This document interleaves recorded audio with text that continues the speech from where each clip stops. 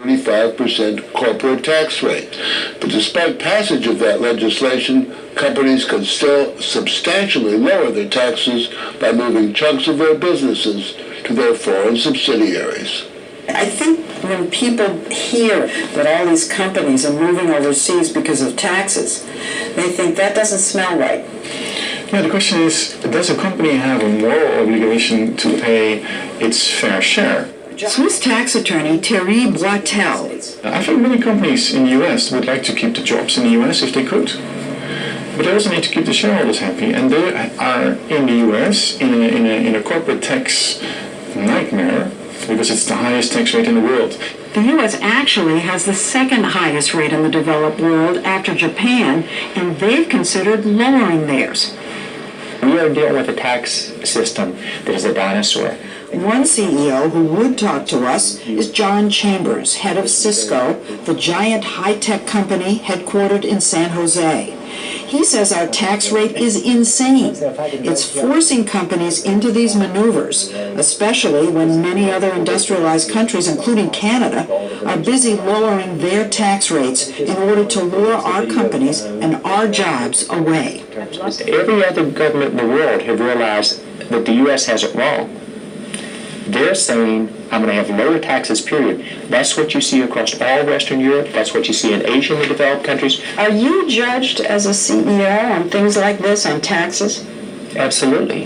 He's been expanding Cisco overseas because of growing demand abroad, but also to lower the company's taxes.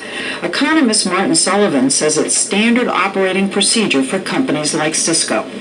U.S. multinationals are shifting their research facilities, shifting their manufacturing facilities, and shifting some regional headquarters into Switzerland and into Ireland. And those are massive numbers of jobs. He says Ireland taxes corporations at just a third of the U.S. rate. So no wonder the outskirts of Dublin look like Silicon Valley. These companies are all but obliged to go abroad. Well, if you have a 35% rate in the United States and, for example, a 12.5% rate in Ireland, there's an incentive to move your factory to Ireland. Why isn't everybody in Ireland? Almost everybody is in Ireland. All the pharmaceutical companies, all the high-tech companies. You're stupid if you're not in Ireland. We noticed that you have an awful lot of companies in Ireland. Yes, we do. 1, 2, 3, 4, 5, 6, 7, 8 companies in Ireland. Mm-hmm. We do what makes sense to the shareholders. We go where there are incentives in countries that say, we want you here, we're going to give you tax advantages, we want you to add jobs here, etc. We can no longer in America say, this is how we do it, therefore you must do it. We've got to change or we're going to get left behind. An increasingly popular way, particularly pharmaceutical and high-tech companies like Google avoid paying the 35%, is to shift their patents, computer code, pill formulas, even logos from their U.S. bases to their outposts in low-tax countries. 100 years ago, if a company wanted to relocate, then you'd have to pick up a factory, machinery, move everything. Yeah. Today, a company can move predominantly all of its assets just on paper. You can push a button and move your algorithms. Or Coca-Cola could take the recipe out of the vault. Yeah. Put it in a Swiss vault. Yeah. And then it's Swiss. Yeah. When a formula or a computer code is registered abroad, say in Zug, a U.S. company is allowed to claim that a lot of its taxable profits are there, even if most of its sales are in the U.S. The need for tax reform is greater than ever. Economist Sullivan told Congress these patents and profit transfers are accounting tricks that allowed companies to chip away at the 35% and save tens of billions of dollars. He says that from 2007 to 2009, these maneuvers helped lower Pfizer's average tax rate to 17%, Merck to 12.5%, and GE just 3.6%. What's really remarkable as I review the data is the consistency with which you see this phenomenon. The taxes are going down, the profits are shifting offshore at an accelerated rate over the last few years. So now these companies have profits accumulating overseas in places like Zug. Oh, look at your clock tower.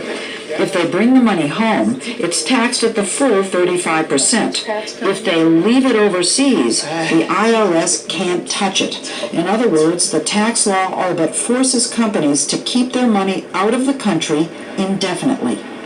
We leave the money over there, I create jobs overseas, I acquire companies overseas, I build plants overseas, and I badly want to bring that money back. How much does your company have overseas that could be brought back? Almost $40 billion. $40 billion. Cisco has $40 billion Yeah. trapped over there somewhere. Yes. The total amount of money U.S. companies have trapped overseas is $1.2 trillion. Chambers is advocating for a one-time tax break to allow them to bring that money home at a rate of, say, 5%. He says that would stimulate the economy and create jobs. What is your downside for money that isn't going to come back anyhow? I'd say your downside is zero. But the Obama administration has opposed this in the past. When it was tried in 2005, the Treasury did rake in billions of dollars, though very few jobs were created. But what if tomorrow Congress passed a quickie law and the tax rate was 20%? Would that solve everything? I think it is the most important ingredient that we have to think about being competitive. You lower the rate from 35% to 20%. You lose something like $2 trillion in taxes. We have a horrible deficit crisis, debt crisis. That's almost too much money to lose. What's your answer to that? My answer is really simply, every other developed country in the world has already done this. I'm not asking you to give me a favor or a handout. You know what? It sounds it. All we're asking is, give us a level playing field. Get us close. Since our report first aired, the corporate tax debate has continued unabated. Representative Lloyd Doggett remains a staunch opponent of what he calls a tax holiday giveaway for U.S. corporations looking to move their offshore profits back home. In the meantime, seemingly American companies such as Transocean and Weatherford stay Swiss.